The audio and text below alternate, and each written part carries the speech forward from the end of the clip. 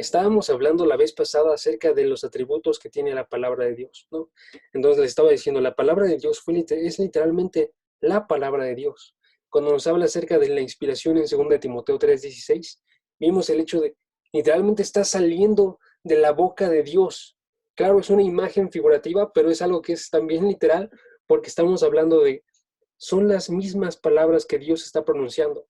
Solamente utiliza la boca de hombres, utiliza la pluma de hombres, pero está surgiendo del mismo ser de Dios, ¿no? Entonces cada una de esas palabras son perfectas. Y observamos varias implicaciones que esto tiene, ¿no? Estuvimos observando 7 implicaciones que esto tiene. Vimos el hecho de que eso significa que la Biblia tiene autoridad, ¿no? Significa que la Biblia tiene una autoridad porque proviene de parte de Dios y manda a las personas. Vimos que significa que tiene una veracidad porque lo está hablando aquel que es la verdad. Y entonces todo lo que dice es verdad. Su palabra es la verdad. Y tenemos que ir a ella nosotros si queremos también recibir esta verdad y ser iluminados. La palabra es como una luz que está iluminando el camino y está haciendo más claro el sendero hasta que resplandece la mañana, ¿no? También vimos 3, que es suficiente, porque no se necesita de ninguna otra cosa. La Biblia es lo único que se necesita para poder llamar a las personas a la salvación, ¿sí? No se necesita conocer acerca de filosofía o de ciencias y, y vale la pena también conocerlo, pero lo que es necesario, esa es la cosa, es el hecho de que la palabra esté ahí. Y lo que va a hacer la diferencia solamente es el hecho de que la palabra esté ahí, porque la palabra es la palabra de Dios, ¿sí? 4, vimos que tiene una claridad, que puede entenderlo hasta un niño. 5, vemos que hay una necesidad, porque si es lo único que puede convertir a las personas, entonces necesitamos la palabra. 6, vimos que hay una unidad, porque todo tiene un mismo mensaje. Y 7, vimos que tiene una eficacia. ¿Okay? Todo eso está en el video de la semana pasada. Entonces, si puedes, Meni, pasarles el canal, estaría bien padre para que lo tengan si alguien lo quiere observar. Pero el caso de eso, amigos, es que una vez que vemos eso, vemos que la reacción normal de un hijo de Dios es la de acercarse a la palabra de Dios, ¿no? Y entonces podemos ver, por ejemplo, Miqueas y la forma en la que profetizaba este hombre y estaba diciendo, por ejemplo, en Miqueas capítulo 4, versículo 2. Miqueas 4, versículo 2. Dice, vendrán muchas naciones y dirán, vengan y subamos al monte del Señor.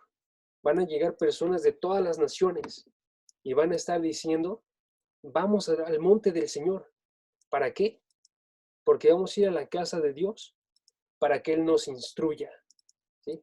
¿Qué es lo que va a estar haciendo esta gente que es salva, que está de todas las naciones y que está siendo movida?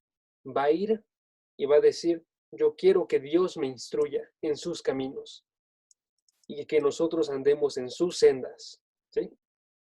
Porque de Sión saldrá la ley y de Jerusalén la palabra del Señor.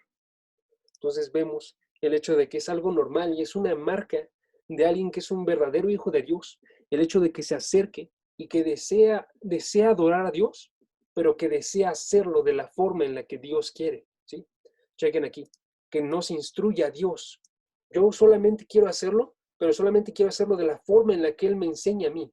Solamente quiero hacerlo en sus caminos, ¿sí? Chequen. Y en sus sendas. No puedo hacerlo en ningún otro lugar, ¿sí?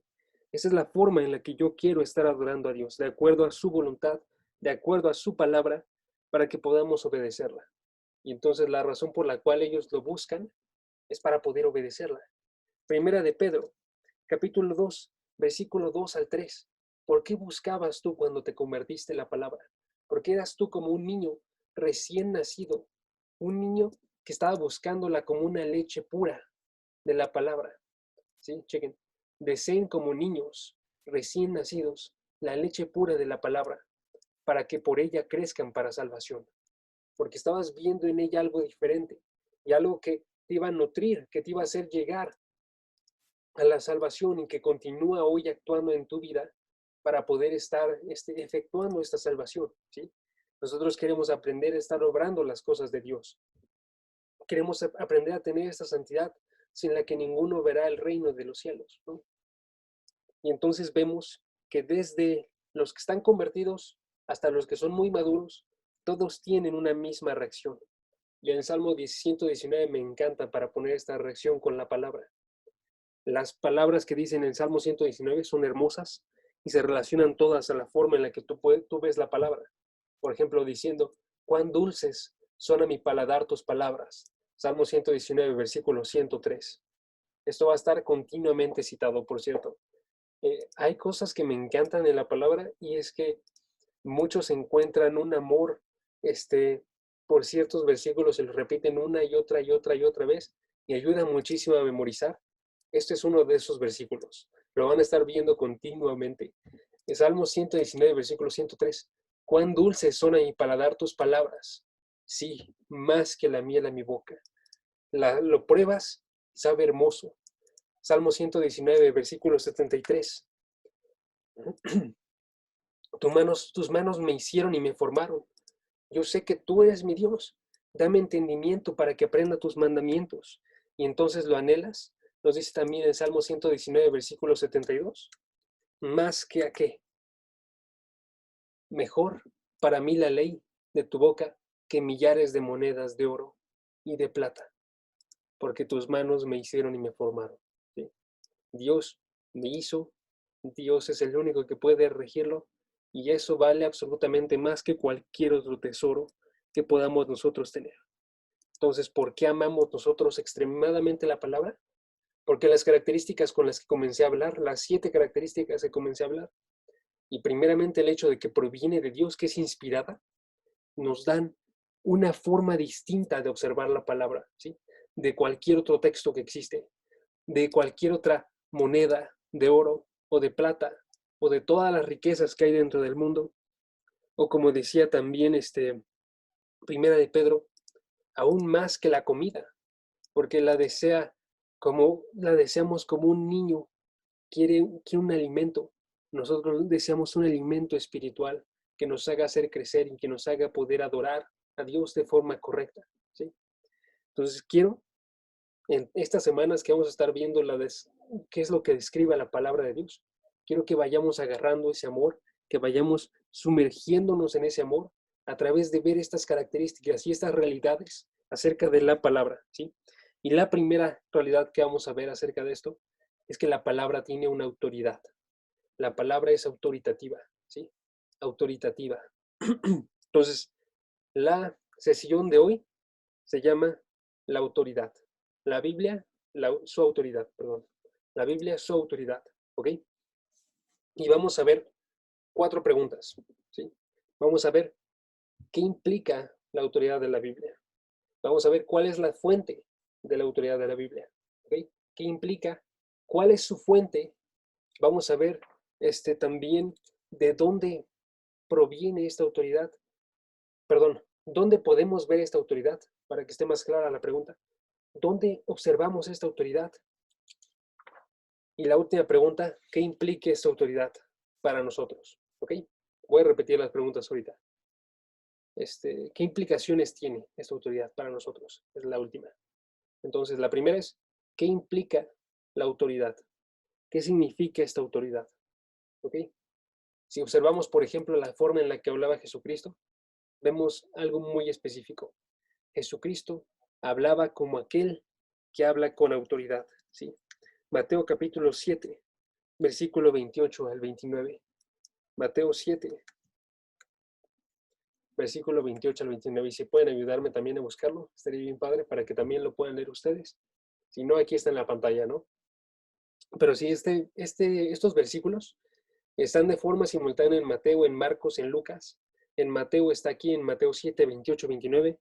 En Marcos está en el 1, 22. En Lucas está en el 4, 32. ¿Ok?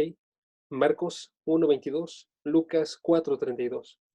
Y hablan acerca de la forma en la que lo estaban observando a Jesucristo cuando él estaba enseñando. Entonces dice el versículo 28. Cuando Jesús terminó estas palabras, las multitudes se admiraban de su enseñanza, porque les enseñaba como uno que tiene autoridad y no como sus escribas. ¿Ok? ¿Cuál es la principal diferencia entre Jesucristo y los escribas? era el hecho de que Jesucristo tenía una autoridad. Cuando él hablaba, no hablaba simplemente recitando lo que alguien más ya había dicho, no hablaba de parte de un hombre, no estaba diciendo, esta es una interpretación que yo tengo. Él estaba diciendo, esta es la misma palabra de Dios, ¿sí?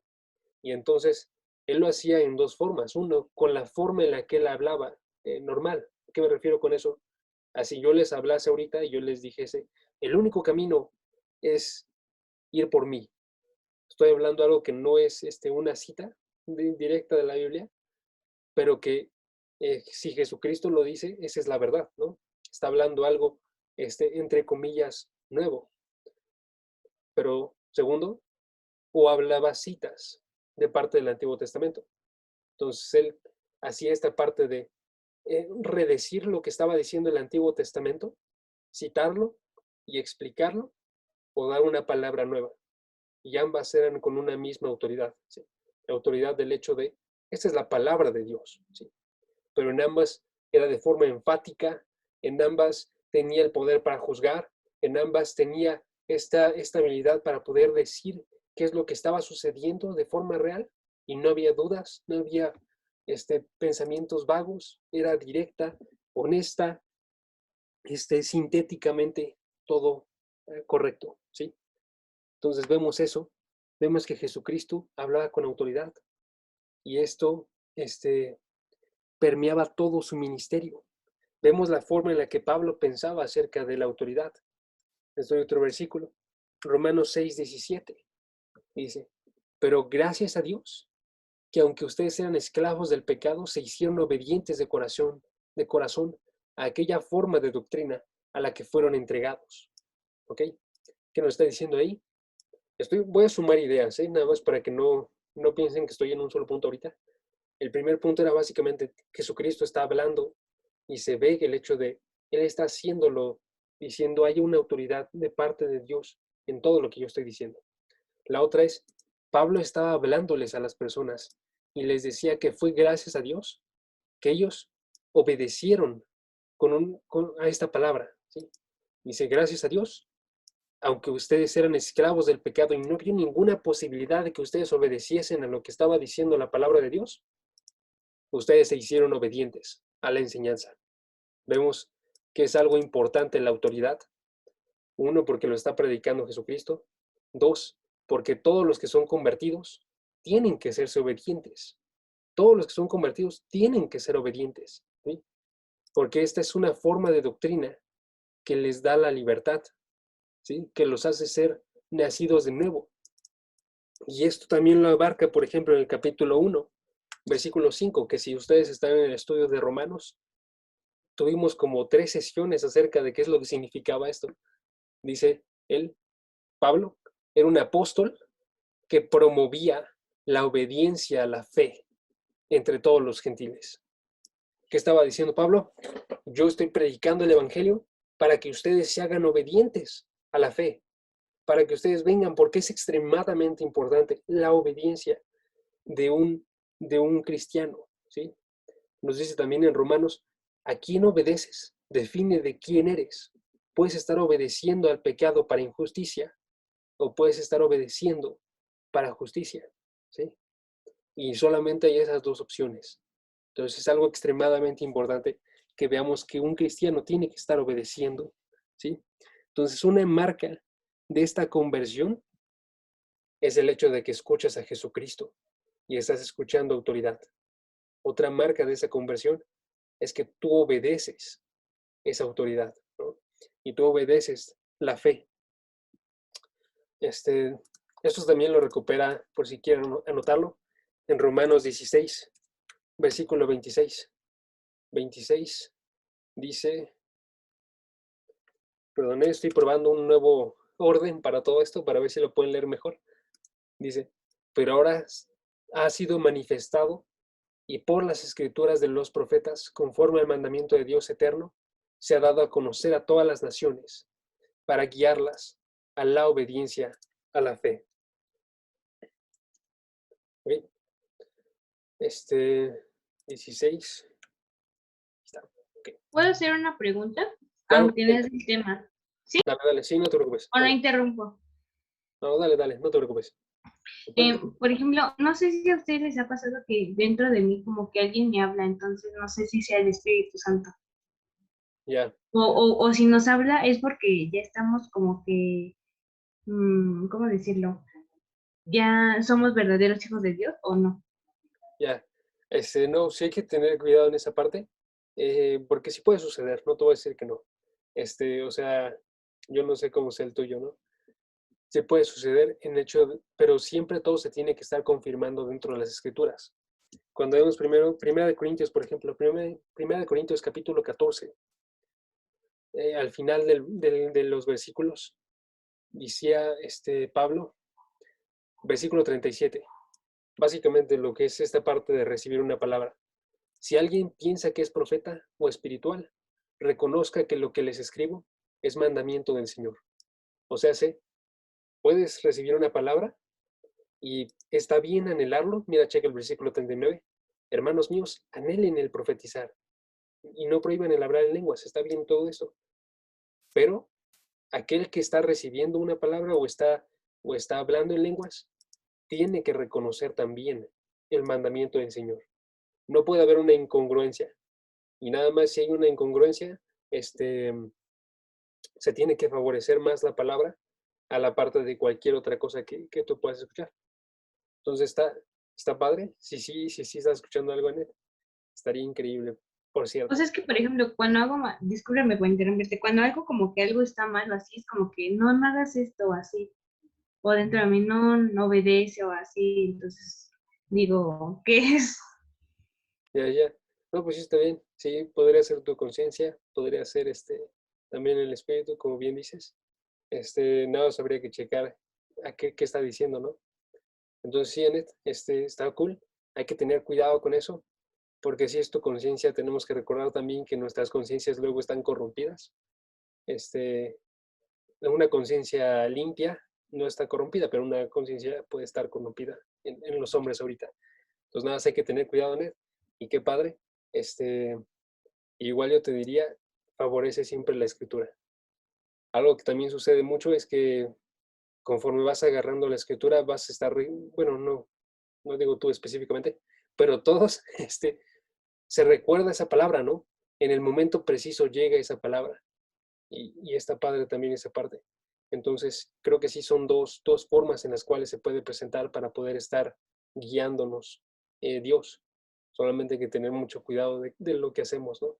También cuando recordamos algún versículo, de saber que lo estamos haciendo, recordando bien, ¿no? Y que no lo estamos distorsionando. Y ya. Pero sí, Anet, vas. También cualquier otra Gracias. pregunta, amigos, si queda dentro del tema ahorita, denle. Si no, también pueden escribirla y la checamos al final, ¿no? Entonces, también cualquier cosa, aquí estamos. Entonces, la primera parte, amigos, que les quería mostrar ahí era el hecho de que Jesucristo estaba hablando con autoridad, ¿no? Y todas las palabras tenían una autoridad que se separaba de los maestros, porque ellos no estaban hablando de parte de Dios, los escribas, ellos estaban hablando de parte de hombres y había algo que se escuchaba que era diferente. En la parte de Pablo nos dice, tienen que obedecer ustedes. Si son verdaderos creyentes, tienen que obedecer. Nadie que sea un verdadero creyente va a estar negando la palabra de Dios y nadie va a estar yendo en contra de sus enseñanzas. ¿Sí? Puede serlo de forma momentánea, pero una vez que es atacado con la palabra y que la palabra dice algo de forma clara, el creyente tiene que responder a fuerzas en desobediencia o en obediencia y tenemos que estar obedeciendo nosotros. ¿Sí? Entonces, ¿qué podemos asumir entonces a partir de estos dos pasajes que definen la autoridad de la Biblia? Les voy a decir una pequeña definición de autoridad. Autoridad es la propiedad de la Biblia, de la palabra, perdón, como palabra de Dios para obligar a sus lectores y escuchadores a una sumisión entera. ¿Ok? Voy a repetirlo. La Biblia es la propiedad de la palabra para... Perdone, es que me confundí de línea. La Biblia es la propiedad de la palabra de Dios para obligar a sus lectores y escuchadores, que creo que no es una palabra esa, pero no supe cómo decirla, para someterse de forma completa, ¿Oidores? para una entera sumisión. ¿Cómo dijiste ahorita, Benny? ¿Puede ser oidores? Oidores. Está bueno. Muchas No gracias, sé, Benny. suena raro. Es bíblica, aparte Sí. de eso. Pero sí, entonces, les digo, una es la propiedad para verse como palabra de Dios. La segunda es para obligar a las personas o para darles una obligación a las personas de que ellas se sometan, ¿sí? Que entren en una entera sumisión, todo su cuerpo, toda su mente, toda su alma, todo tiene que estar sometido a la palabra de Dios, ¿sí? De forma que los reformadores y los que siguieron a los reformadores en las generaciones siguientes le llevaban a la palabra la regla de fe, ¿sí? Le llamaban la regla de fe y de comportamiento. Regla de fe, porque la palabra decía qué es lo que hay que creer. La palabra dice qué es lo que un hombre tiene que creer. Es la regla de fe, ¿sí? Y de comportamiento, porque también dice qué es lo que un hombre tiene que hacer, ¿sí? ¿Qué es lo que un hombre tiene que creer? ¿Qué es lo que un hombre tiene que hacer? La palabra define lo que nosotros creemos y pensamos acerca del mundo. Y también define la forma en la que nosotros actuamos en este mundo, ¿no? Con las cosas de este mundo, con las cosas que son invisibles. Toda esa parte la está definiendo la palabra, porque proviene de parte de Dios, ¿sí? Y entonces, donde la Biblia enseña, cuando la Biblia enseña, que diga, nosotros tenemos que responder a fuerzas, ¿sí? Entonces, les voy a poner un ejemplo práctico. Ustedes van a la congregación, están escuchando una prédica. La prédica está hablando acerca de la palabra y está diciéndoles, Santiago capítulo 1, versículo 2. ¿Sí? Hermanos, tengan por sumo gozo cuando os halléis en diversas pruebas, ¿sí? Sabiendo que la prueba de vuestra fe produce paciencia. Cuando ustedes escucharon eso, un sábado, y lo estaba predicando Andrés, lo que sucedió en ustedes es que a fuerzas actuaron en obediencia o en desobediencia a partir de eso, o en indiferencia, que lo estábamos hablando el domingo, ¿no? Pero indiferencia también es desobediencia, solamente es peor porque olvidas las cosas. Pero a fuerzas es obediencia o desobediencia, porque una vez que te encuentras tú con algún problema, entonces, la forma en la que te comanda la palabra que actúes es con gozo, que tú tengas un gozo, que tú recuerdes la forma, ¿sí? Y la cosa entonces es que nosotros nos alineemos con la palabra de Dios y es lo que tenemos que estar buscando. Ahora obviamente no va a suceder de la noche a la mañana y por eso estamos en un proceso y es un proceso de santificación en el cual ayer gozabas tus problemas de una forma y hoy los gozas de otra forma mejores si es que estás consciente de que la palabra está actuando, ¿no? Y quieres que siga actuando y quieres que siga actuando, ¿sí? Pero lo que quiero que vean ustedes ahí es que la palabra sí comanda la forma en la que nosotros creemos y la forma en la que nosotros hacemos, ¿sí? Y todo eso también implica todas las pensamientos que ustedes puedan tener, ¿sí? De quién es Dios, de cómo es Dios. Todos los pensamientos ahorita los tienen que meter debajo de esos lentes para poder observarlos. Y entonces les voy a decir tres cosas que comanda la palabra. Comanda nuestra actitud, comanda nuestra actitud, comanda nuestras afecciones, o sea, sentimientos, emociones, nuestras afecciones y comanda nuestra acción. Y está raro decir eso, si les soy muy honesto. Comanda nuestra actitud, comanda cómo tenemos que estar nosotros comportándonos en el exterior. Me refiero a la forma en la que tenemos que estar reaccionando, ¿no? Y siendo.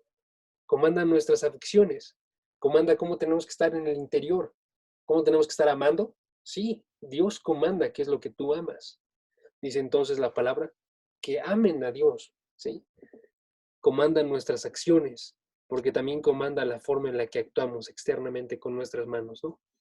Entonces, actitud, afecciones, acciones, todas son regidas por la palabra y entonces sostiene nuestras conciencias a obedecer, ¿sí? Cuando la escuchamos. Entonces, chequen la forma en la que sucede todo esto.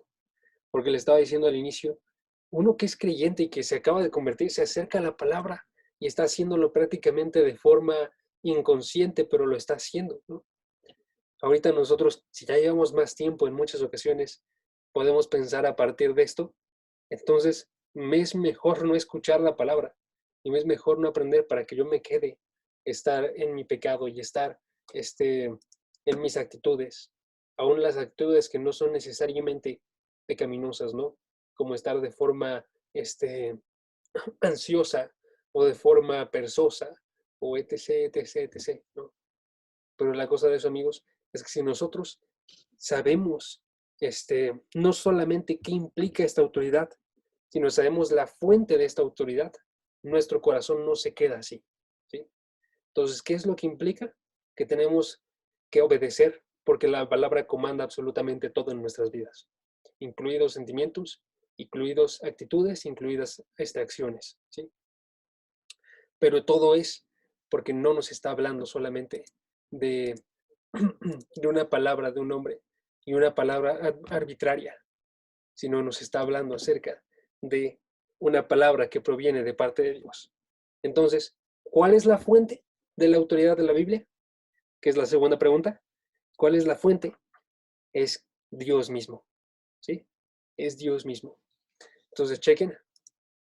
Les voy a dar unos pasajes de la forma en la que estaban predicando las personas. ¿Cómo es que estaba predicando la iglesia del primer siglo? Por ejemplo, cuando los estaban forzando a ellos a que no predicasen, a que no continuasen predicando. Si se acuerdan, Pedro y Juan, delante del concilio, y les dicen, no prediquen, ya dejen de hacerlo, si no queremos hacerles daño. Pero Pedro y Juan les contestaron, ustedes mismos juzguen si es justo delante de Dios obedecer a ustedes en vez de obedecer a Dios. Estamos obedeciendo a Dios en esto.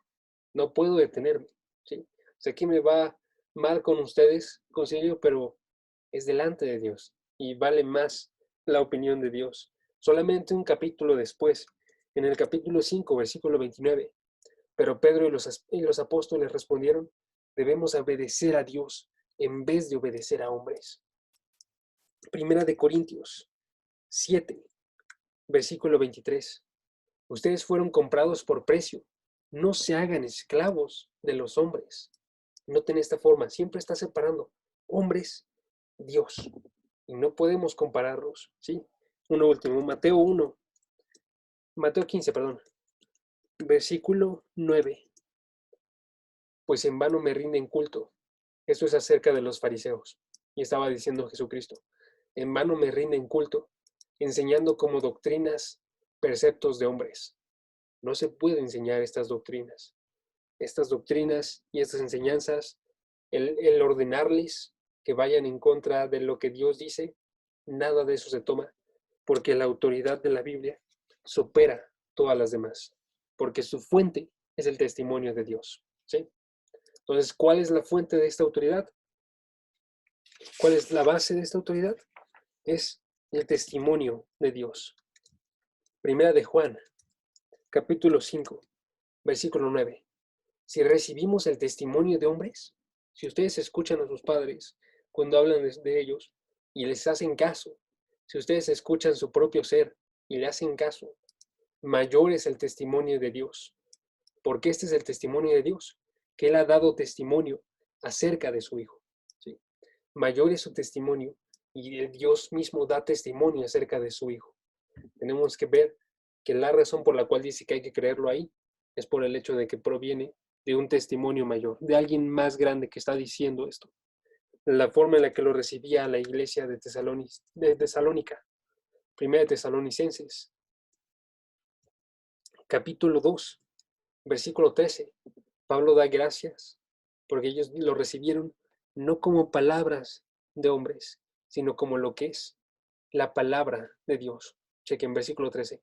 Damos gracias a Dios de que cuando recibieron la palabra de Dios, que oyeron de nosotros, la estamos proclamando nosotros, pero una palabra misma de parte de Dios, la aceptaron, no como palabra de hombres, sino como lo que realmente es la palabra de Dios, ¿sí? Entonces, nos dice la Confesión de Fe de Westminster, nos dice, la autoridad de las Santas Escrituras, por la que debemos de creerla y obedecerla, depende no en el testimonio de un hombre ni de una iglesia, sino solamente o completamente en Dios, que es verdadero para sí mismo, el autor y también es, es recibida porque es la palabra de Dios, ¿sí? Entonces, el énfasis que dan mucho estos los reformadores era ese. Tenemos que recibirla no por el testimonio de los hombres, sino por lo que es, por la palabra de Dios, ¿sí? Y en cuanto se apega un predicador a la palabra de Dios, se recibe como la palabra de Dios todo lo que dice, o parte de lo que dice, o solamente los versículos que menciona, ¿no? Pero se tiene que recibir como la palabra de Dios, lo que está en par, ¿sí? Entonces, ¿cuál es la fuente? Dios mismo. Y entonces, ya, y entonces vemos que Dios tiene una autoridad. ¿Por qué tiene una autoridad Dios? Porque Él es el creador, ¿sí? Entonces, ¿de dónde viene esta autoridad de la palabra? Viene de Dios, porque Dios es creador. Viene de Dios porque Dios es creador, ¿sí? Cuando vemos autoridad, usualmente pensamos nosotros, ok, esta palabra puede recompensarnos o puede condenarnos, ¿no? Pero la autoridad se extiende a muchas cosas más que eso, amigos. Y por eso es que quería que vieran esa parte de, también son sentimientos, también son afecciones, porque la autoridad más bien es el hecho de que Él puede regir absolutamente todo, porque nos creó con un propósito, y ese propósito abarca todo lo que ubica, lo que tiene el hombre, ¿sí? Dios los creó a ustedes con ojos, para que esos ojos fueran utilizados para algo. Los utilizó con bocas, para que ustedes hablasen y proclamasen la palabra, con ojos para que viesen su creación y estuviesen adorando, con cerebros para que pudiesen entender quién es Dios y para que pudiesen comprender la forma que es perfecta para adorarlo. Les dio corazones en un sentido figurado, un corazón emocional, para que ustedes pudieran sentir afecciones por Dios. Cada una de las partes que conforman un hombre, todas, y una mujer, utilicé hombre de forma general, pero cada una de las partes que conforman a un humano, todas tienen un propósito y todas están orientadas a un solo sentido. Por eso es que Dios puede regir absolutamente todo en nuestras vidas, porque Él nos creó, nos diseñó y nos formó de la tierra para poder cumplir un propósito. ¿Ok? Y entonces, ¿por qué Él es creador? Así como esta imagen hermosa que está en Isaías 45, versículo 9, así como el barro no le habla a su alfarero, así también nosotros no podemos hacer eso, sino que vemos, Él es el que nos está haciendo, nosotros somos barro, no podemos decir absolutamente nada. Y esa imagen está en Isaías 45:9, que no voy a leer ahorita, y en Romanos capítulo 9, versículos 3 al 5. No, perdón, 20 al 21. 20 al 21. Ahí dice, al contrario, ¿quién eres tú, hombre, que le contestas a Dios? ¿Dirá acaso el objeto moldeado? Aquí es el barro, al que lo moldea, al alfarero. ¿Por qué me hiciste así? No, más bien confiamos nosotros en la forma en la que Él nos está haciendo, porque Él tiene derechos. El alfarero tiene derechos sobre el barro, ¿no? Entonces, es una autoridad que proviene de la fuente de Dios porque es un creador, porque es el creador que dio y porque Él nos formó. Tercera pregunta. ¿Y entonces dónde vemos nosotros esta autoridad? ¿Cómo es que recibimos esta autoridad nosotros? ¿Ok? Pueden situarlo de la forma en la que lo entiendan mejor. La pregunta, ¿cómo llegamos a este conocimiento de autoridad? Y ahí nada más comparo muy rápidamente. Muchos podrían decir, la autoridad que tiene la palabra proviene de la Biblia, que diga, proviene de la iglesia, porque la iglesia es la que establece el canon, porque la iglesia es la que dice, esta es palabra de Dios, ¿sí? Y hay diversos problemas con ese tipo de pensamiento, ¿sí? Y vamos a observar un par ahorita. Ese pensamiento va muy ligado a la forma en la que estaba actuando, por ejemplo, la iglesia romana. Y entonces decían, por ejemplo, defendiéndose acerca del pasaje en el cual Jesucristo le habla a Pedro y le dice, Pedro, te son conferidas las llaves de los cielos para que puedas desatar y atar, ¿no? ¿Se acuerdan de ese pasaje? Y le está diciendo también él que va a ser, sobre esta piedra construiré mi iglesia. ¿Se acuerdan de esa? Entonces ellos hablan acerca de una herencia de esta autoridad, ¿no? Entonces dicen, esa llave era la autoridad que tenía, y esa autoridad ahora la tiene el Papa. Y entonces el Papa puede estar definiendo y proclamando como un sucesor de Pedro esta herencia, ¿sí? Ahora, nada más para que no duden de mí en este momento, eso se creía en los siglos de la Reforma, en el siglo de la Reforma, también se cree hoy en día, y yo lo observo en un pastor, perdón, no se llaman pastores, en un padre, se llama, Frank Smith, si no me acuerdo mal el nombre, y es una de las formas en las que defienden, lo pueden buscar si quieren, pero básicamente utilizan ese pasaje para defender esta idea, ¿no? Entonces, la única cosa de eso es que tanto en el contexto de este pasaje, que es Mateo 16, como en la historia que podemos ver nosotros, vemos el hecho de que Pedro, aún siendo aquel que estaba recibiendo en este caso, entre comillas, las llaves, él era alguien que fallaba, ¿no? Entonces no está hablándonos de esto. Por ejemplo, le dice en el versículo 17, bienaventurado eres Simón, hijo de Jonás, porque esto no te lo reveló carne ni sangre, sino mi Padre que está en los cielos. Y ahí es donde va a decir esta parte de la roca, ¿sí? Pero chequen eso, no es Pedro quien es infalible. Dios le revela cosas a Pedro.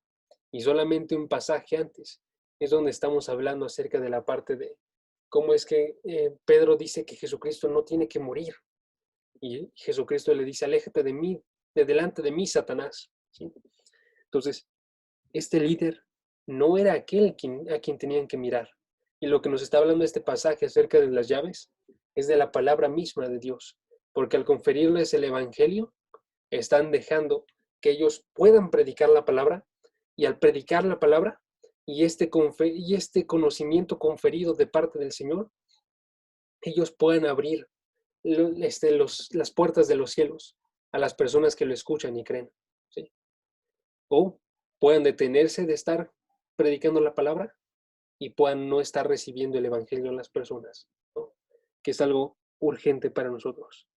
Pero entonces vemos, esto no es la forma en la que está hablándonos, porque la iglesia no es la fuente, ni la iglesia puede ser quien define la Biblia.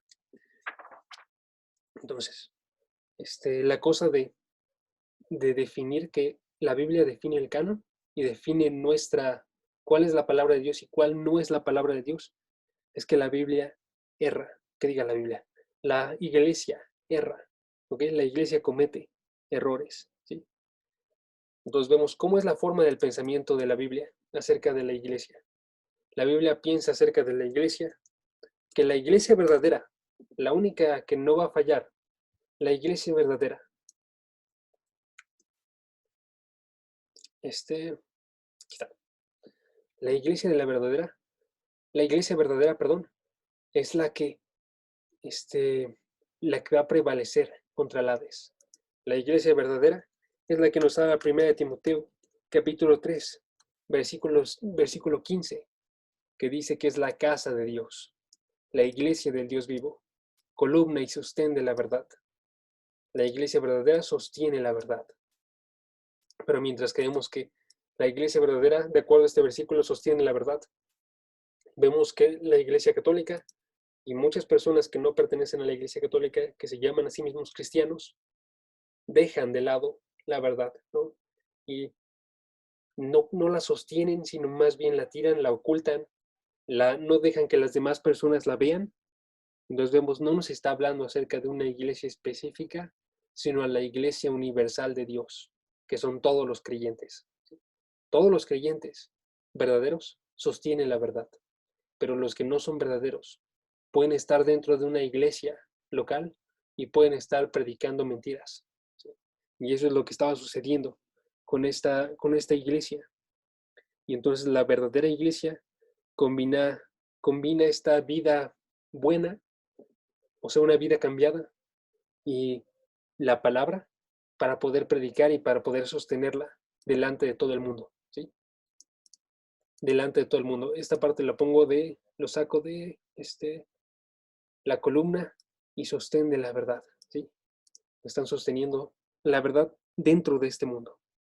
pero esa no es la forma en la que sucede que ellos definen cuál es la verdad y cuál no es la verdad, porque ellos cambian, tradiciones cambian, personas cambian y no se mantiene de forma congruente, pero la palabra sigue siendo la misma todo el tiempo, ¿ok? Y entonces lo que sucede es más bien que la iglesia deriva su autoridad de la palabra, no al revés, no la Biblia deriva su autoridad de la iglesia, ¿sí? Entonces vemos versículos muy rápidamente. Efesios 2, versículo 20. Están edificados la iglesia sobre el fundamento de los apóstoles y los profetas. ¿Por qué los apóstoles y los profetas? ¿Porque ellos tuviesen algo en especial? No, porque ellos estaban hablando la misma palabra de Dios. Y entonces aún Pablo, en Gálatas, capítulo 1, versículo 8, decían, aún si nosotros o un ángel del cielo les anunciara otro evangelio, si este evangelio es contrario al que hemos anunciado ya, que sea maldito. Aún Pablo dice, yo admito, yo puedo estar errando, y si alguna vez predicase una palabra que fuese contraria al evangelio, no me escuchen, ¿sí? Porque no soy yo, es la palabra de Dios. Y por eso es muy importante, amigos, que sepamos, no es un evangelio nuevo el que estaba predicando Pablo, es el que se mantiene desde el inicio, y por eso la iglesia de Berea era tan increíble, porque ellos estaban evaluando todo lo que predicaba Pablo y estaban checando que tuviese concordancia con todo lo que ya había sido hablado de parte de Dios, ¿sí? Entonces, unas últimas palabras aquí, un último pasaje acerca de este punto. Segunda de Juan, capítulo, que diga versículos, porque no hay más de un capítulo en esta carta. Segunda de Juan, capítulo 1, versículo 7. Pues muchos engañadores han salido al mundo, que no confiesan que Jesucristo ha venido en carne. Ese es el engañador y el anticristo. Tengan ustedes cuidado para que no pierdan lo que hemos logrado, sino que reciban abundante recompensa. Y chequen el versículo 9. Todo el que se desvía y no permanece en la enseñanza de Cristo no tiene a Dios.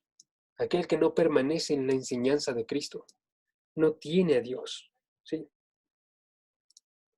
El que permanece en la enseñanza tiene tanto al Padre como al Hijo. Pero entonces, una iglesia se define por la forma en la que está recibiendo esta enseñanza. Se la recibe como de parte de Dios o no de parte de Dios. Y entonces, obviamente, la autoridad no depende de la iglesia, sino más bien nosotros juzgamos a la iglesia. Y tienen que juzgarse ustedes si ustedes están dentro de esta categoría y están recibiendo la palabra de Dios y están aceptándola de forma verdadera. ¿Sí? Ahora entonces, regreso a la pregunta. ¿Cómo conocemos la autoridad de la Biblia? Si no la conocemos porque nuestro pastor nos dice, esta es la autoridad que tiene, no la conocen ustedes porque yo lo digo, no la conocen porque lo dice el Papa, ¿cómo la conocen? ¿Cómo reciben esta autoridad? Y la aceptan como una palabra autoritativa. Y la respuesta para esto es que hay una iluminación y una confirmación en nuestras mentes, ¿sí? Hay una iluminación y una confirmación en nuestras mentes por Dios mismo, ¿ok? Hay una iluminación y una confirmación en nuestras mentes por Dios mismo. Y entonces, fe en las Escrituras, el hecho de que yo confíe y que diga, todo esto es la palabra de Dios, y esto es lo que yo me tengo que aferrar, provienen de la iluminación que da el Espíritu Santo.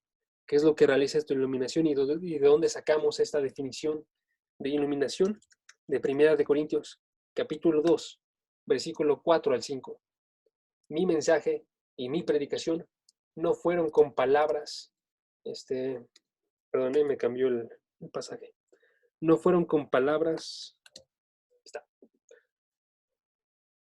4, versículo 4 y 5. Me equivoqué de capítulo. Está. No fueron con palabras persuasivas de sabiduría, sino con demostración del Espíritu y poder, para que la fe de ustedes no descansase en la sabiduría de los hombres, sino en el poder de Dios. Yo, Pablo, no quería que ustedes se distrajesen y empezasen a creer en hombres, entonces no utilicé palabras persuasivas. No me enfoqué en que ustedes estuviesen viendo a la palabra, que diga al discurso, sino que vieran una demostración del Espíritu y de poder. Este pasaje es extremadamente hermoso porque nos está hablando acerca de cosas muy específicas. Está hablando acerca de cómo es que Pablo estaba predicando el mensaje del Evangelio y no otro mensaje, ¿sí? Entonces, voy a repetir esto para que lo vean. Mi mensaje y mi predicación no fueron con palabras de sabiduría, que está hablando acerca de sabiduría de hombres, que después se ve en el pasaje, ahorita créanme, pero habla acerca de sabiduría de hombres, sino con demostración del Espíritu y de poder. La sabiduría de hombres se enfoca en no ver a Jesucristo crucificado, de acuerdo al pasaje. La demostración del poder, del Espíritu y del poder, está predicando a Jesucristo crucificado, ¿sí? La demostración de sabiduría está hablándonos acerca también de señales y de milagros, como vemos en el versículo 1:22, porque eso es justo antes de eso, está diciendo 1:22, los judíos piden señales, milagros, los griegos buscan sabiduría. Ninguna de estas dos es la que yo les estoy dando, ¿sí? ¿Qué sí les estaba dando Pablo? Pablo estaba dando la verdad del Evangelio. Entonces, el capítulo 2, versículo 12. Todo esto estoy en el capítulo 1 y 2 de 1 de Corintios. En el versículo 12 dice, y nosotros hemos recibido no el espíritu del mundo, sino el espíritu que viene de Dios. Esta es la demostración que está hablando del espíritu. ¿Qué es lo que hace el espíritu? Hace que conozcamos que Dios nos ha dado gratuitamente. Entonces, cuando Pablo está hablando en el capítulo 2 y está hablando acerca de una demostración del espíritu y de poder, está hablando de cómo es que, acompañado a su predicación y a sus palabras del Evangelio, iba el espíritu que hacía que la gente conociera que Dios había dado gratuitamente el Evangelio. ¿Sí? ¿No están? Acompañado de predicar la palabra, llegaba este poder y llegaba un poder y una demostración que hacía que creyesen, que viesen como que venía de parte de Dios. ¿Sí? Esa es la iluminación. La iluminación entonces es como es que el Espíritu confirma dentro de nosotros, confirma la verdad del Evangelio. Y la gente confiesa entonces a Jesucristo. Y entonces dentro de la misma carta, capítulo 12, el último capítulo, no, perdón, uno de los últimos capítulos, no es el último capítulo, uno de los últimos capítulos, dicen, por tanto, les hago saber que nadie hablando por el Espíritu de Dios dice Jesús es anatema. Pero lo contrario que sería decir, los únicos que pueden decir Jesús es el Señor es por el Espíritu Santo. O nadie puede decir Jesús es el Señor excepto por el Espíritu Santo. ¿Ok? Esta es la iluminación. Esta es la forma en la que nosotros llegamos a recibir la palabra con autoridad. Ahora voy a decir los problemas ahorita que podríamos pensar nosotros, pero primeramente déjenme leerles un pequeño pasaje, igualmente de la Confesión de Fe de Westminster, y es un hermoso pasaje. Chequen la forma en la que ellos lo estaban definiendo a partir de los versículos y de muchos otros versículos. Decían ellos, nosotros podemos ser movidos e inducidos por el testimonio de la Iglesia a una reverencia y a una estima de las Santas Escrituras. Pongo una pausa ahí. Están diciendo, cuando nosotros vemos a gente que forma parte de la Iglesia y esa gente tiene un aire diferente, esa gente da un buen testimonio, alguien puede decir, qué increíble, esa persona, hay una reverencia ahí que hay que tener nosotros. Les pongo un ejemplo. Benjamin Franklin veía predicar a George Whitefield y decía, todas las palabras que le está diciendo están en orden. La forma en la que está predicando es increíble. Y lo que está diciendo, aun si tú no lo crees, puedes estar agarrando una cierta idea y dices, yo igual quiero quedarme aquí a escuchar su prédica. Es la primera parte de lo que está diciendo aquí la confesión de fe, ¿ok? Aún un no creyente, por el testimonio de la iglesia, puede decir, hay algo ahí, ¿ok? Pero eso no es todo lo que tiene que suceder. Y entonces continúa la confesión de fe. Pero en relación a cosas celestiales, la eficacia de la doctrina, la majestad del estilo, la cohesión de todas las partes, el objetivo de todo, que es glorificar a Dios, el descubrimiento completo y de la única forma de salvación y todas las otras incomparables excelencias y la entera perfección son argumentos que solamente pueden abundarse en la evidencia misma de la palabra de Dios. O sea, ningún pastor creyente, gente de la iglesia, puede hacer que tú veas a la palabra con esta majestuosidad, ¿sí? Y entonces dice, entonces nuestra persuasión completa y nuestra seguridad de la infalibilidad de la verdad y la autoridad divina provienen de un trabajo interno del Espíritu Santo que da testimonio y con la palabra a nuestros corazones, que da un testimonio con la palabra a nuestros corazones. ¿Sí? Esa es la única forma en la cual las personas van a creer en esta palabra y van a verla de forma maravillosa y van a poder estar diciendo esto. Y amigos, quiero que ustedes puedan decir este tipo de cosas, que pueden decir, veo una majestuosidad aquí, que pueden decir, hay múltiples excelencias que no se comparan en lo absoluto con ningún libro de Harry Potter o ningún libro de alguna ciencia o ningún libro de lo que quieras. ¿Sí? Veo un objetivo de dar la gloria a Dios que está superior a todas las demás cosas. Y entonces, ¿cómo es que llega a nosotros? Respondo a la pregunta con una frase ahora sí. ¿Cómo es que llega? Es autoidentificable. Solamente la palabra puede dar testimonio acerca de la palabra con el Espíritu Santo. ¿Sí? Contiene marcas de divinidad esta palabra que cuando el Espíritu Santo abre los ojos, entonces se iluminan nuestro ser con la gloria de Dios. ¿Sí? Que es lo que habla Corintios. También en 2 de Corintios 4, en la segunda carta. 2 de Corintios 4, si pueden leerla, está hermosa. Entonces, todos los que son enseñados por el Espíritu Santo, lo que sucede es que se les abren sus ojos, ahora pueden ver la verdad de la Escritura. El Espíritu Santo no añade nuevas verdades, sino que nos ayuda a confirmar, a percibir, a ver esta majestuosidad y entenderla de forma correcta. ¿Sí?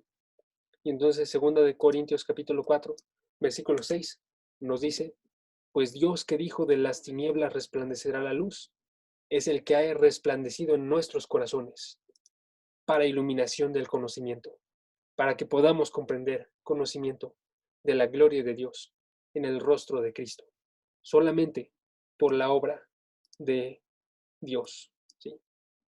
Y si continúa leyendo el pasaje, dice al final, como por el Espíritu. ¿Sí? Es el Espíritu el que lo está realizando.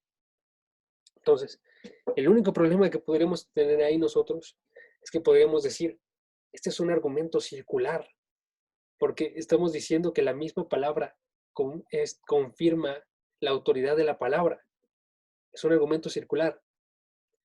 Y les diría, ¿por qué es que eso es algo que es normal? ¿Sí? Es algo que no es malo. Y les voy a decir, ¿cómo puedo verlo en 6 pasos? Los dividí en 6, pero digamos, primeramente aparece alguien que cree que tiene una madurez, que es un escéptico, que está diciendo que él trasciende toda autoridad y que está juzgando toda autoridad. Segundo, lo está realizando él porque ve que hay unos abusos de autoridad dentro de la iglesia, ¿no? Ve que hay gente que está abusando a sus esposas, ve que hay gente que está maltratando la Biblia y está agarrándola para justificar cosas malas. Tercero, ¿tiene un derecho entonces a cuestionar una autoridad? Sería la pregunta. Y podríamos decir nosotros, sí tiene un derecho a cuestionar una autoridad, pero solamente tiene derecho a cuestionarla en lo que viene al ejercicio de la autoridad, no la autoridad misma. Punto número 4. Porque rechazar toda autoridad, rechazar absolutamente toda autoridad, sería rechazar a Dios mismo. Si rechazásemos cualquier autoridad que existe, todas en lo absoluto, estamos rechazando la idea completa de cuál es el lugar que tiene Dios para nuestras vidas. ¿Sí? Punto 5. Aquellos que se están lanzando en contra de una autoridad opresiva se convierten en opresores. Ellos, cuando dicen nada tiene autoridad, nada es seguro, todo es relativo, se vuelven opresores porque su verdad que ellos mencionarían es relativa, es una verdad que está por arriba de todas las verdades. Y entonces esta verdad tiene que estar oprimiendo a fuerzas las demás para poder llamarse verdad. ¿Sí? Y el punto número 6, entonces, más bien para superar nosotros autoridades malas, tendríamos que someternos a la verdadera autoridad. ¿Sí? Tendríamos que someternos a la verdadera autoridad. ¿Sí? Entonces, ¿por qué no es malo este argumento circular? Porque estamos hablando acerca de la autoridad más grande que hay. Si ninguna autoridad está arriba de esta autoridad más grande, el único que puede definir la autoridad de esta palabra es sí misma. ¿Sí? Es la autoridad más grande. Nadie más puede definirlo. Nadie más puede hablar arriba de Dios y decir este es Dios, sino Dios mismo da testimonio de quién es Él. ¿Sí? Por eso es que no tenemos que preocuparnos de este argumento circular. ¿Sí? Nadie más puede estar moviendo Él. Y el cuarto punto y último punto es ¿qué implicaciones tiene esto para nosotros? ¿No? ¿Qué implicaciones tiene esto para nuestras vidas? Y les doy 4 implicaciones. ¿Sí? 4 implicaciones que tienen que ver con ustedes, tienen que ver con todo el mundo y tienen que ver con sus amigos. ¿Ok? Primera implicación, que si nosotros estamos, todavía no doy el punto, pero doy una pequeña introducción, que si nosotros estamos viendo eso, lo último que les acabo de decir, que es la autoridad máxima, nadie puede decir esto es real excepto Dios. Estamos delante nosotros de la palabra de Dios, que supera todas las demás palabras. Estamos delante de Dios mismo. Y entonces cuando yo les hablo la palabra, está hablando Dios mismo. Cuando les habla Meni la palabra, está hablando Dios mismo. Entonces, ¿cuál es la primera implicación? Que nosotros tendríamos que responder como a Dios. ¿Sí? Tenemos que responder como a Dios. ¿Cuál es esa forma de responder? Y yo les diría, esa forma es en humildad, en quebrantamiento por nuestro pecado. Cuando escuchamos la palabra, tendríamos que responder como estando delante del Creador, que es el único que puede juzgarnos. ¿Sí? Humildad, quebrantamiento, porque ustedes son pecadores y son imperfectos y están delante de un Dios perfecto. ¿Sí? A fuerzas, son menores, tienen que responder en humildad. Y la pregunta es si ustedes están respondiendo en humildad. ¿Sí?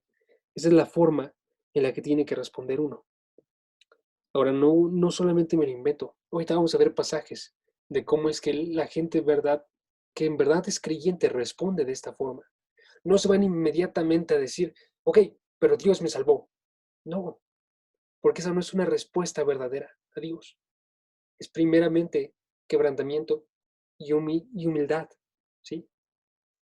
2, ¿qué implica eso también entonces para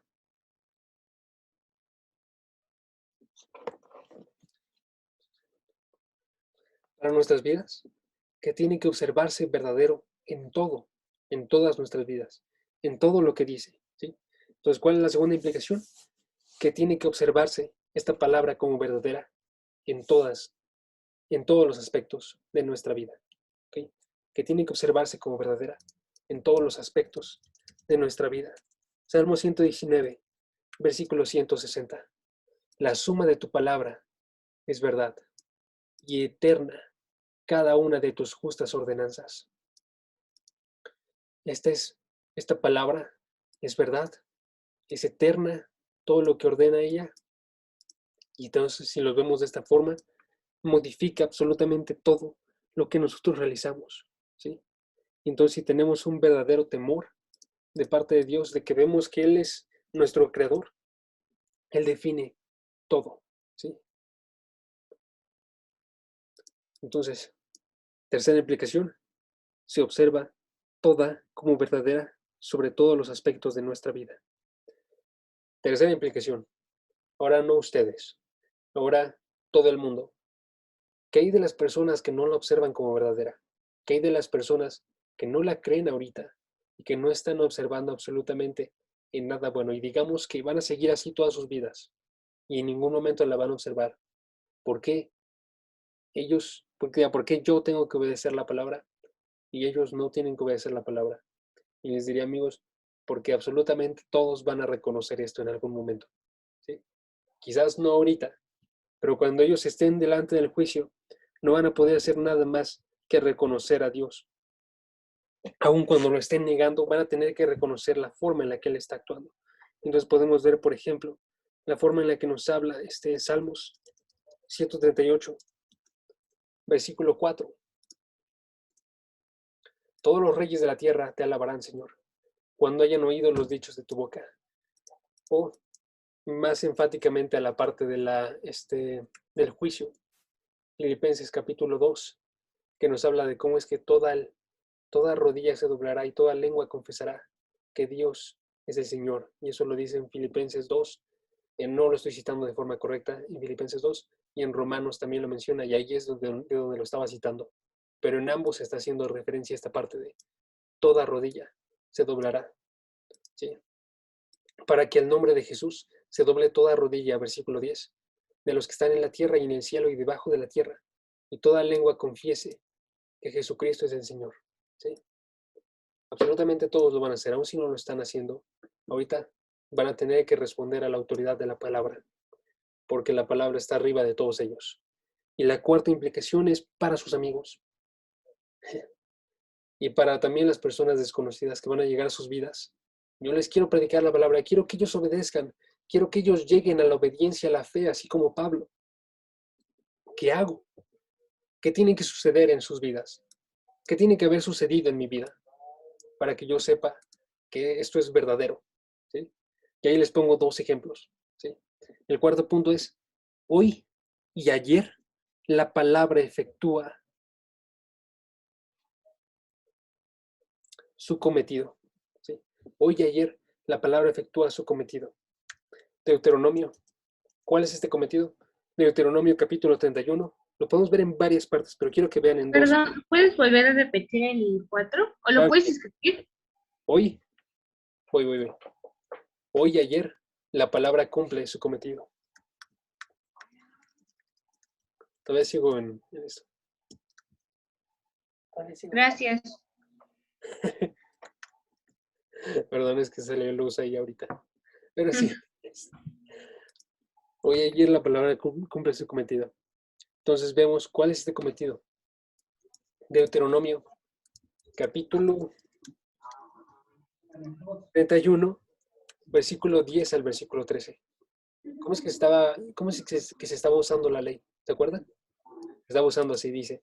Entonces Moisés les ordenó, al fin de cada 7 años, durante el tiempo del año de la remisión de deudas, en la fiesta de los tabernáculos, cuando todo Israel venga a presentarse delante del Señor tu Dios, en el lugar que Él escoja, leerás esta ley delante de todo Israel, al oído de todos ellos. La vas a leer delante de todo Israel. Y tengo que dejar de moverle tanto. 31 versículo 10 otra vez. Delante de Israel a todos sus oídos. Congrega al pueblo a hombres, mujeres, niños, al extranjero que está en tu ciudad, para que escuchen. Esa es la cosa. Congrégalos para que escuchen, aprendan a temer al Señor tu Dios y cuiden de observar todas las palabras de esta ley. ¿Para qué voy a estarlo diciendo todo esto? Cada 7 años, para que ellos la escuchen, y aprendan a temer a Dios y cuiden de observar las palabras. Y chequen el versículo 13.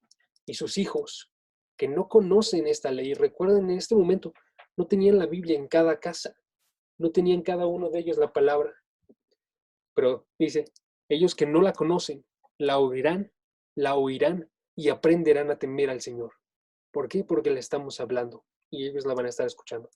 Y otro pasaje donde aparece esto claramente, Segunda de Crónicas, y con este termino. Segunda de Crónicas, capítulo 34, versículo 26 al 27, pero primeramente vamos a ver la forma general de este pasaje. Segunda de Crónicas, capítulo 34, y vamos a leer a partir. ¿Qué pasó? Ok, espérenme un segundo.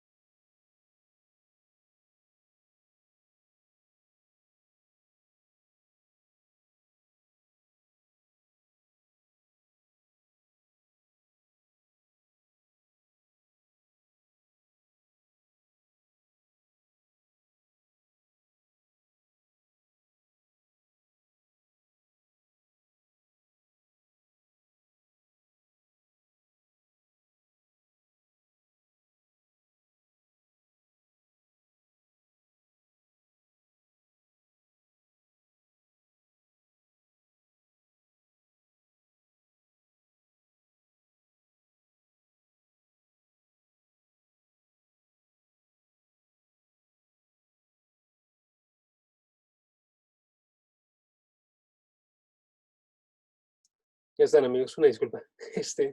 Va. Segunda de Crónicas, capítulo 34. ¿Ok? Y versículo 20, perdón. Vemos. Entonces el rey ordenó a Hilcías, a Ahicam, hijo de Safán. Me cambió el versículo. Segundo. Eso no se ve tu pantalla. Ah, sí, cierto. Dame un segundo. Muchas gracias, Meni. Sí, vi. Están ahí. Y creo que eso lo leí con entonces por eso es que no me sale. Crónicas 34. Aquí está. Va. Me chequen el versículo 18. Cuando estaba yendo a buscar el rey Josías, estaba yendo a buscar al templo para agarrar de las riquezas para poder utilizar para hacer obras, ¿no? Y entonces nos dice el versículo 18 que se le fue declarado al rey Josías que el sacerdote Hilcías le había dado un libro, dice, y lo leyó Safán en él delante del rey, ¿sí? Entonces chequen, el escriba Safán, un siervo del rey, lee delante del rey el escrito, ¿sí? Y chequen la forma en la que reacciona. Versículo 19. Luego de que el rey oye las palabras, rasgó sus vestidos. Versículo 21 dice, él supo, en el momento en el cual escuchó las palabras que estaban siendo leídas a él, supo que había una grande ira de Jehová que había caído delante de ellos, ¿sí? Por sobre nosotros, dice, por cuanto nuestros padres no guardaron la palabra. Deuteronomio, tenían que estar pasando la palabra, tenían que estar leyéndola cada 7 años, tenían que estar cumpliendo con las obras de esta palabra, y no lo estaban realizando, y tampoco en esta generación. Y entonces dice el versículo 24, Jehová habló y dijo ciertamente, he aquí yo traigo mal sobre este lugar y sobre los moradores de él. Versículo 25, por cuanto me han dejado y han ofrecido sacrificios a dioses ajenos. Alejar de estar hablando esta palabra, estaban alejándose de la palabra y estaban provocándolo a ira. Pero ahora chequen la forma en la que reacciona Jehová y la forma en la que dice Jehová que Josías escuchó la palabra. Miren, versículo 26.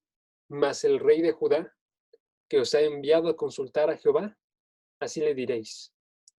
Por cuanto oíste las palabras, las escuchaste, y tu corazón se conmovió, y tú te humillaste delante de Dios, No dijo inmediatamente, Dios va a salvarme, sino yo me humillo delante de Dios, porque he escuchado estas palabras, porque mi corazón ha sido conmovido. Hoy te humillaste delante de Dios al oír sus palabras sobre este lugar y sobre sus moradores, y te humillaste delante de mí, y rasgaste tus vestidos, y lloraste en mi presencia. Yo también te he oído. ¿Quién busca a Jehová? A los de un espíritu contrito. Y solamente surge esto. Esas personas que tienen un espíritu contrito y que tiemblan delante de su palabra, nos decían los salmos, cuando escuchan la palabra. ¿Sí? Escuchan la palabra y a los que son creyentes, de forma casi automática, están siendo movidos por el Espíritu, su corazón es conmovido, llegan a un arrepentimiento, se humillan delante de Dios, lloran en su presencia. Y la pregunta entonces para nosotros, amigos, es que examinemos en nuestro corazón si hemos escuchado en verdad la palabra y hemos temido delante de la palabra y hemos entonces, si ya lo hemos realizado, que digamos gracias a Dios, que prediquemos la palabra y que busquemos que otros lleguen a lo mismo a través de escucharla. Y si no, que nosotros lloremos y digamos a Dios, sálvame en este día. ¿Ok? Entonces, amigos, hay que temblar delante de esta palabra porque proviene del mismo Dios, con agradecimiento, con un amor increíble que solamente surge de parte del Espíritu Santo. Y Meni, ¿nos ayudas a orar, por favor? Paz. Sí. Padre, te damos gracias, Señor, en esta noche que nos has permitido conectarnos a este estudio. Has permitido que pues estos medios nos ayuden, Señor. Los has usado para tu gloria, para que tu palabra no cese, sino que siga predicándose en cada hogar, Señor. Te damos gracias por eso. Te pedimos, Señor, por lo que vimos en este tema, que nos ayudes a ser obedientes a tu palabra, Señor, pues está hecha con una autoridad y si es tu autoridad hay que obedecerla y creerla siempre, Señor. Te pedimos también y te agradecemos por iluminarnos, Señor, por mandar al Espíritu Santo a que constantemente nos esté confirmando tu palabra para que no erremos en nuestro camino, sino que por gracia nos alimentes espiritualmente, Señor. Te pedimos, Señor, que nos ayudes a responder correctamente con quebrantamiento y humillación, como lo hizo el rey Josías en su tiempo, Señor, que te entregó un corazón corrompido y sabemos que tú no rechazas eso, Padre. Te pedimos, Señor, que nos ayudes a compartir tu palabra de la manera correcta, que seas tú y no nosotros los que hablemos cuando prediquemos, cuando compartamos de ti, Señor, que siempre seas tú, Padre. Te damos gracias por todas las personas que pudieron conectarse, por los corazones de todas las personas que están aquí, las que no pudieron entrar, Señor, también. Te pedimos porque traigas más personas aquí a los estudios, no para nosotros hacernos más grandes, sino para que sea para tu gloria, Señor. Gracias por este estudio, gracias por la vida de Jaso, en el nombre de Jesús. Amén. Amén. Amén. Muchas gracias, Meni.